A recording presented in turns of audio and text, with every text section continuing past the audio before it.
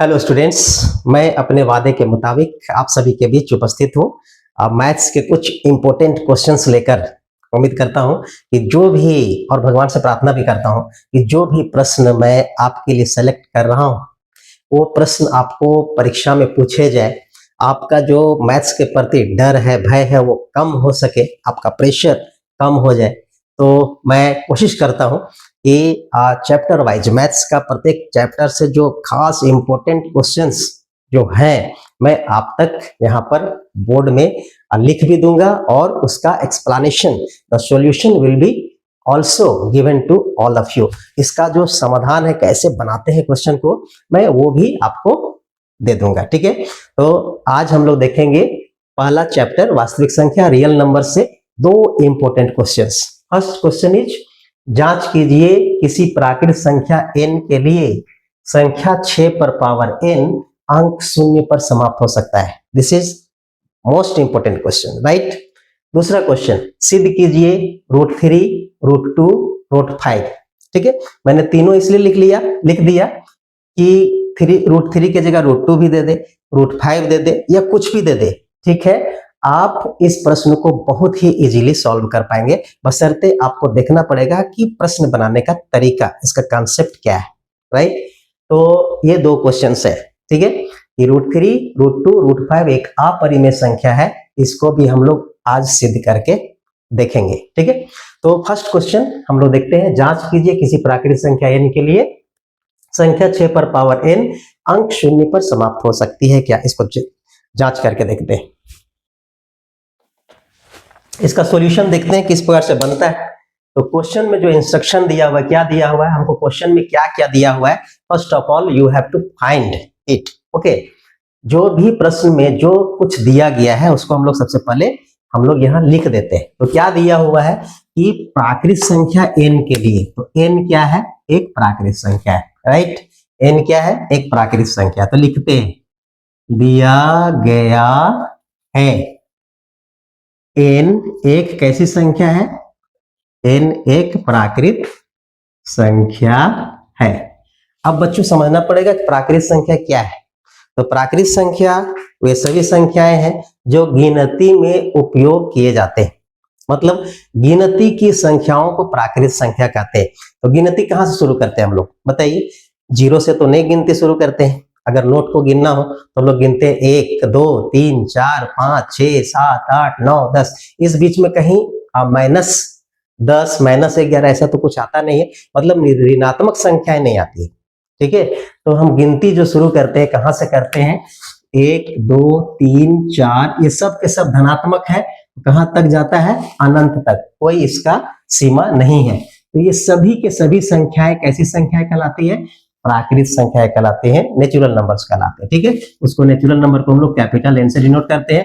यहाँ पर दे दिया गया है n क्या है, एक प्राकृत संख्या है, मतलब अर्थात n कहां से कहां तक जा सकता है, 1 से शुरू हो सकता है, 2, 3, 4, 5, 6 dot dot dot up to infinity, अनंत तक जा सकता है। ठीक है, अब कहता है क्या 6 पर पावर n, ठीक है, अंक 0 पर समाप्त हो सकती है, इसको चेक करना है। तो देखते हैं भाई, 6 पर पावर n, ठीक है, तो 6 पर पावर n का मतलब क्या हुआ, यहाँ पर n हम लोग क्या लेंगे, पहले हम लोग 1 लेंगे, ठीक है, फिर n का मान क्या लेंगे, 2 लेंगे, 3 लेंगे, 4 लेंगे, 5 लेंगे, 6 लेंगे। देखेंगे चेक करके कि क्या n का मान अगर 1 लेते हैं तो जो इसका गुणनफल आएगा, जो रिजल्ट आएगा, उसका इकाई अंक पर 0 आता है क्या। जैसे कोई संख्या मान लिया जाए 2, 8, 4, 9, तो इसका इकाई अंक कितना है, 9, और इसी करते 2, 8, 4, 0, तो यहाँ इकाई अंक क्या हो गया, 0। तो ये संख्या 0 पर समाप्त हो रहा है, लेकिन अगर 9 है, इकाई अंक 9 है, तो 0 पर तो समाप्त नहीं हो रहा है। तो हम लोग एक एक करके चेक करेंगे, बहुत ही आसान सा क्वेश्चन है, एक एक करके चेक करते हैं। जैसे 6 पर पावर n, तो सबसे पहले n का मान कितना लेंगे, 1 लेंगे। तो हम यहाँ पर लिखेंगे, माना n बराबर क्या, 1, तो क्या हो जाएगा, तो 6 पर पावर n, तो n के जगह पर हम रखेंगे 1। अब 6 का जो अभाज्य गुणनखंड हम लोग देखते हैं, यानी कि 6 को हम लोग अभाज्य गुणनखंड के रूप में 2 गुना 3 के रूप में लिखते हैं। ठीक है।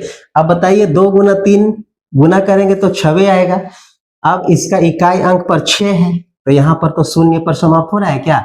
तो शून्य पर समाप्त नहीं हो रहा है, नहीं हो रहा है। ठीक है।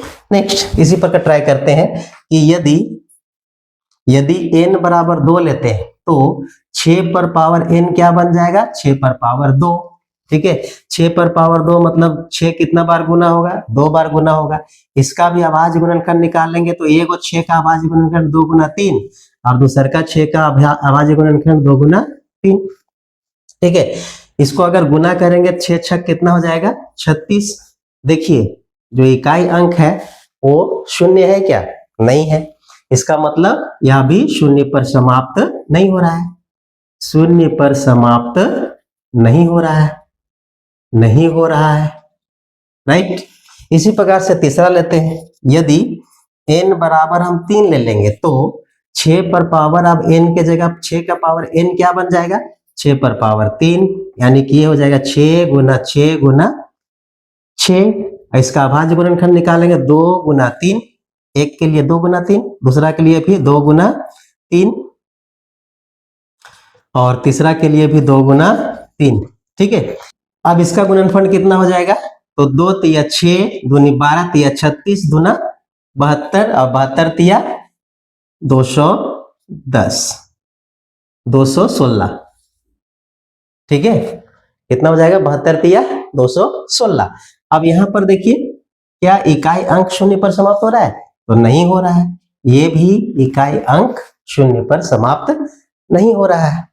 तो हम लोग चाहे 2 ले, 3 ले, 4 ले, 5 ले, कितनों भी लेंगे तो कभी भी इसका इकाई अंक 6 पर समाप्त नहीं होगा। क्यों?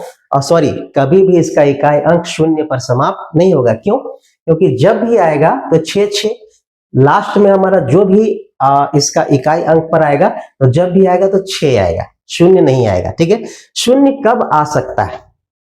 इसमें शून्य कब आ सकता है कि अगर ये अभाज्य गुणनखंड है और इन अभाज्य गुणनखंड के बीच में कहीं भी अगर 5 आ जाता, ठीक है, कहीं भी अगर 5 आ जाता तो 5 दूनी 10 और जहां 10 आ जाता तो इकाई अंक शून्य हो जाता। ठीक है। तो क्या लगता है कि अगर 6 को हम हजारों बार भी 6 गुना कर देंगे तो उसका अभाज्य गुणनखंड जब भी आएगा तो 2 गुना 3 2 गुना 3 2 गुना 3 के ही रूप में आएगा।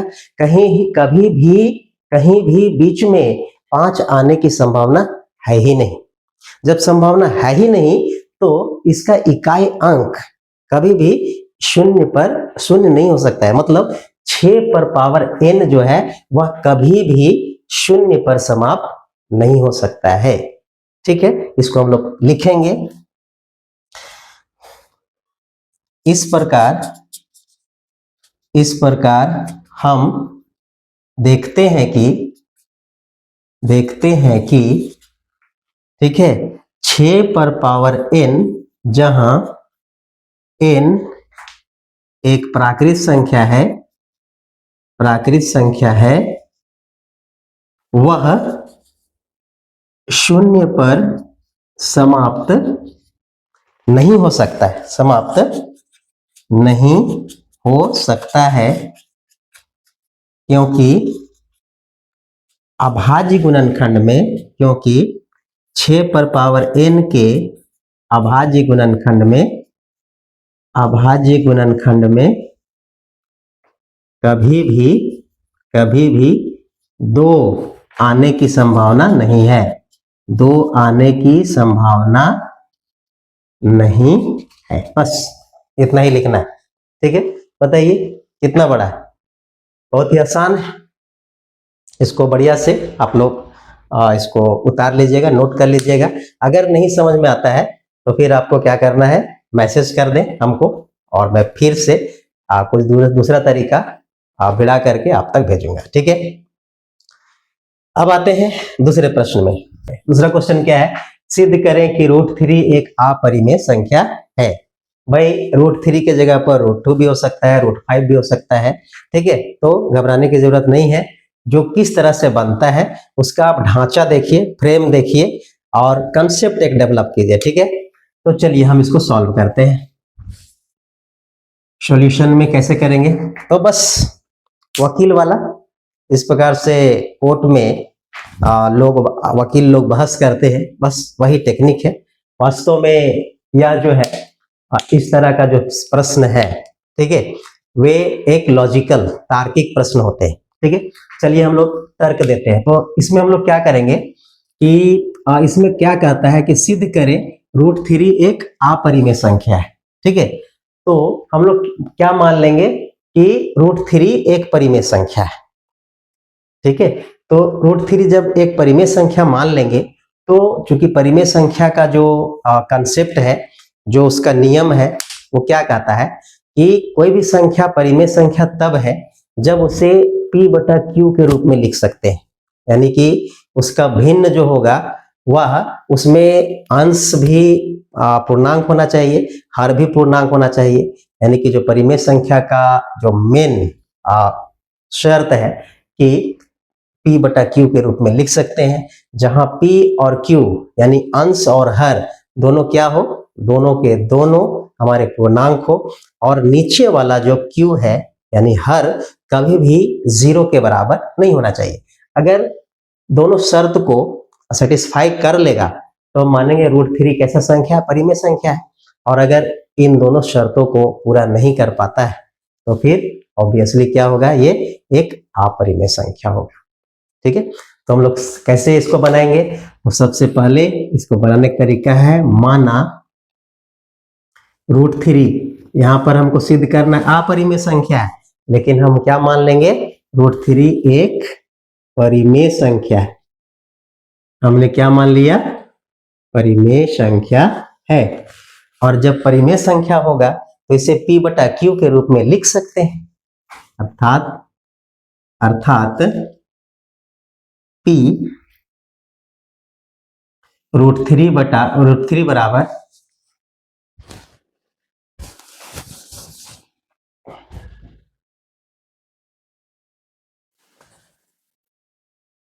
√3 बराबर हम लोग p/q के रूप में लिख सकते हैं, ठीक है, जहां p एवं q दोनों क्या है, दोनों पूर्णांक हो जाएंगे, पूर्णांक हो, एवं q 0 के बराबर नहीं हो।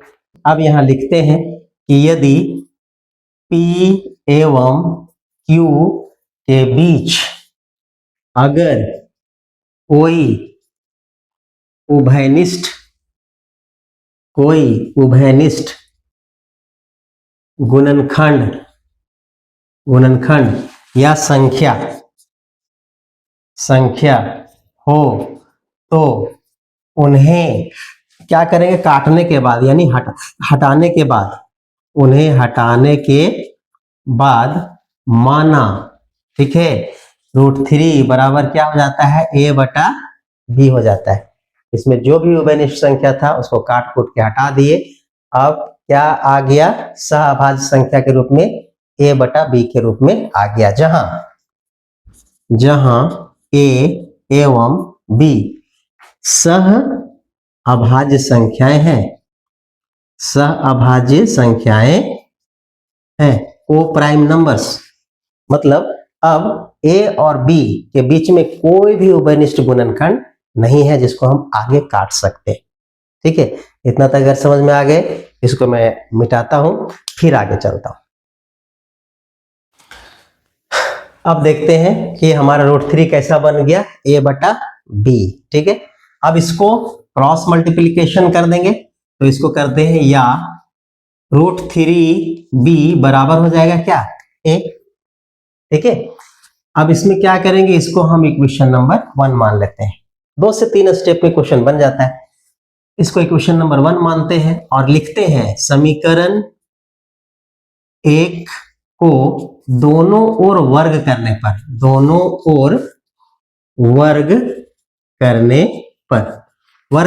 क्यों वर्ग करना है, तो ये रूट को हटाएंगे, ठीक है। दोनों ओर वर्ग करेंगे तो हो जाएगा √3 × b, ऐसा इसका वर्ग हो जाएगा। और ये हो जाएगा a का स्क्वायर। ठीक है, अब क्या है, इसको वर्ग करेंगे तो √3 गुना √3 गुना √3, केवल बचेगा कितना 3। ठीक है, करणीय घातांक का नियम आपने पढ़ा है, तो यहाँ पर केवल हो जाएगा 3 और ये b का स्क्वायर हो जाएगा b का square, 3b² is equal to a²। ठीक है, अब यहाँ पर समझना है, इसको इक्वेशन नंबर क्या करते हैं 2 मान लेते हैं। ठीक है, अब यहाँ पर समझना है, क्या समझना है, यहाँ पर हम लोग लिख सकते हैं b² बराबर a² बटा 3। ठीक है, अभी समीकरण यहाँ पर नहीं देंगे तो चलेगा। ठीक है, तो हम लोग यहाँ पर क्या कर सकते हैं, b² बराबर क्या हो जाएगा a² बटा 3। इसको यहाँ पर इसको समझना है बेहतर तरीका से, क्या कि ये b और a, ठीक है, पूर्णांक है, पूरी संख्या है। ठीक है, पूर्णांक है यानी गिनती की संख्या है, तो कोई भी पूर्णांक, जैसे हम मान लिया जाए कि गिनती की संख्या 2 लेते हैं, ये पूर्णांक है, इसको अगर हम 2 स्क्वायर करेंगे तो हो जाएगा 4। ठीक है, उसी प्रकार से a और b पूर्णांक है, तो इसको स्क्वायर करेंगे तो वो भी पूर्णांक ही होगा। ठीक है, तो यहाँ पर समझना ये है कि 3 से a² को भाग देंगे तो क्या बचेगा, पूर्णांक बचेगा, यानी कि 3 से इसको भाग देंगे तो पूर्णांक बचेगा। पूर्णांक बचने का मतलब क्या है कि a² जो है वो 3 से पूरी डिविजिबल है, भाग लग जाएगा पूरी, तभी ये पूर्णांक होगा। तो दशमलव में आ जाएगा, तो फिर पूर्णांक नहीं होगा। ठीक है, इसका मतलब क्या होगा, इसका मतलब a² 3 से पूर्णतः विभाजित होगा, तब ना ये पूरी विभाजित होगा, तब b² बचेगा, ये पूर्णांक बचेगा। ठीक है, और जब a² 3 से विभाजित हो जाएगा तो a मान लिया जाए a² 4 जो है वो 2 से विभाजित हो जाएगा। ठीक है, ये 4 जो है वो 2 से विभाजित हो जाएगा, तो क्या 2 से 2 विभाजित नहीं होगा, मतलब ये 2 का स्क्वायर है, 2 का स्क्वायर मतलब 4, तो ये भी तो 2 से विभाजित हो जाएगा। यहाँ समझना है कि a² 3 से पूर्णतः विभाजित हो जाता है। ठीक है, विभाजित होगा। यदि a² 3 से पूर्णतः विभाजित हो जाता है तो a भी 3 से पूर्णतः विभाजित हो जाएगा, अर्थात a भी 3 से क्या हो जाएगा, पूर्णतः विभाजित होगा। बात समझ में आ गया। ठीक, तो a भी 3 से पूर्णतः विभाजित होगा। ओके,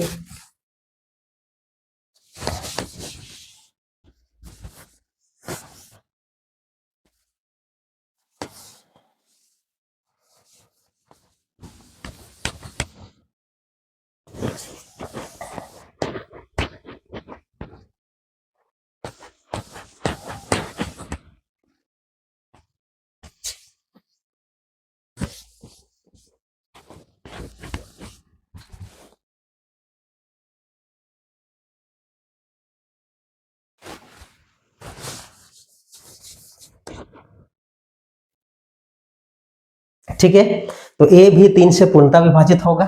ठीक है, अब अगर a 3 से पूर्णतः विभाजित होगा, इसका मतलब a जो है वो 3 का गुणज तब ना विभाजित होगा। मतलब a अगर कोई संख्या है, कहता है 3 से विभाजित हो जाएगा, तो a अवश्य ही a कितना का गुणज होगा, 3 का गुणज होगा, तभी ना 3 से कटेगा। ठीक है, यानी a हमारा हो सकता है 2 गुना 3 गुना 4 गुना 3, ऐसा हो सकता है, तब ना ये 3 से कटेगा। मतलब a कुछ भी संख्या होगा उसके अभाज्य गुणनफल में क्या आएगा, 3 कहीं ना कहीं आएगा। मतलब a जो है वो 3 का गुणज है, मल्टीपल है। ठीक है, तो a को हम ऐसे लिख सकते हैं क्या, संकेत में। ठीक है, अर्थात चूंकि a 3 का गुणज होगा तो a बराबर 3, और यहाँ कोई संख्या c ले लेते हैं, दूसरा संख्या 3 का गुणज होगा, तब ना a जो है 3 से विभाजित होगा। तो a बराबर हम कितना मान लिए, 3c। ठीक है, अब क्या करेंगे, ये a बराबर 3c को समीकरण किस में रख देंगे, 1 में रख देंगे। ठीक है, तो समीकरण a कितना था, लिखते हैं। अब a का मान समीकरण 1 में रखने पर क्या हो जाएगा, समीकरण 1 में √3 इंटू बी बराबर कितना, ए बराबर कितना हो जाएगा 3c। दोनों ओर वर्ग कर देते हैं, ठीक है।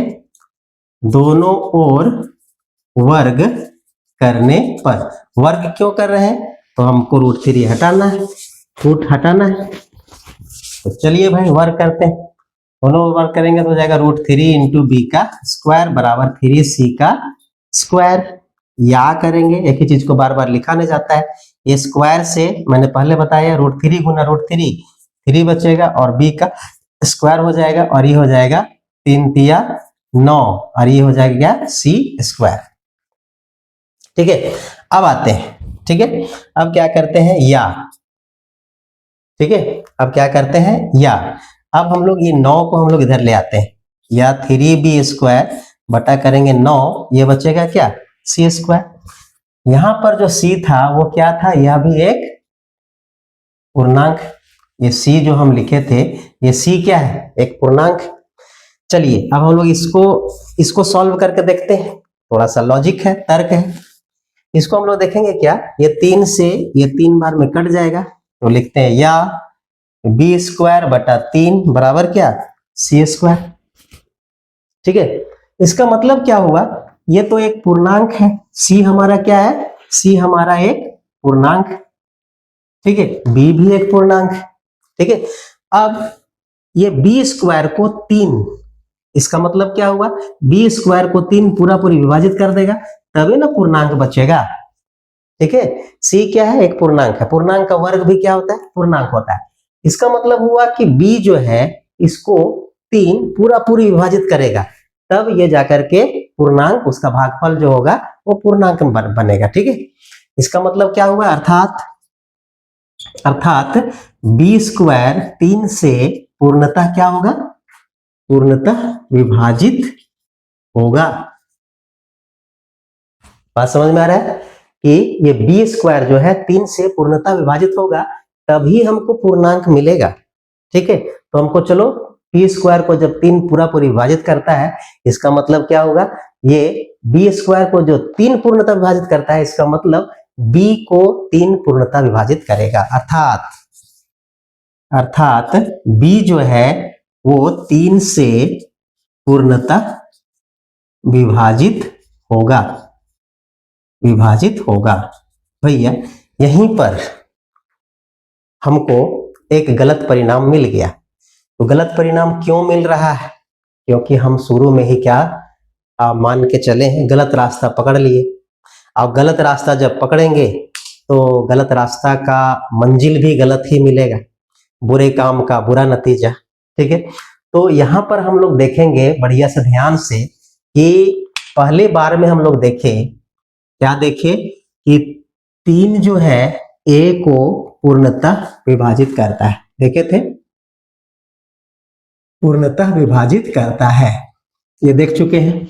और अभी हमने क्या देखा, 3 जो है वो b को भी पूर्णतः विभाजित करता है, ठीक है। तो इसका मतलब क्या हुआ कि a और b के बीच में एक ही संख्या 3 ही है, जो a को भी काट रहा है और b को भी काट रहा है। इसका मतलब जो हम संख्या शुरू माने थे a बटा b, ठीक है, इसको हम लोग कैसा माने थे, तो दोनों सह अभाज्य संख्या माने थे कि इन दोनों के बीच में कोई भी उभयनिष्ठ गुणनखंड नहीं है, मतलब काटा नहीं जा सकता है। लेकिन जैसे ही हम मान लिए कि √3 एक परिमेय संख्या है, तो जैसे मान के चल रहे हैं तो हमको रिजल्ट क्या मिल रहा है कि a 3 से विभाजित हो रहा है और b भी 3 से विभाजित हो रहा है। इसका मतलब a और b के बीच में उभयनिष्ठ जो संख्या है वह क्या है, 3 है। तो शुरू में तो हम मान लिए थे कि a और b के बीच में कोई भी उभयनिष्ठ संख्या नहीं जो काटा जा सके, क्योंकि इसको काट कूट करने के बाद हम √3 बराबर a बटा b लाए थे। अब हमारा परिणाम हमारा निकल रहा है कि 3 a को भी विभाजित करेगा और 3 b को भी विभाजित करेगा। इसका मतलब यह जो परिणाम मिल रहा है वो विरोधाभासी है, ठीक है। तो विरोधाभासी होने का क्या कारण है कि हमने गलत मान लिया था कि √3 एक परिमेय संख्या है। यह स्पष्ट करता है कि √3 एक अपरिमेय संख्या। इसको हम लोग लिख देंगे।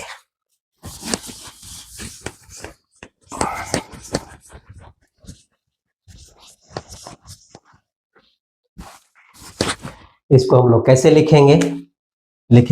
क्योंकि पूर्व में हमने यह माना था कि A एवं B दोनों कैसी संख्या है?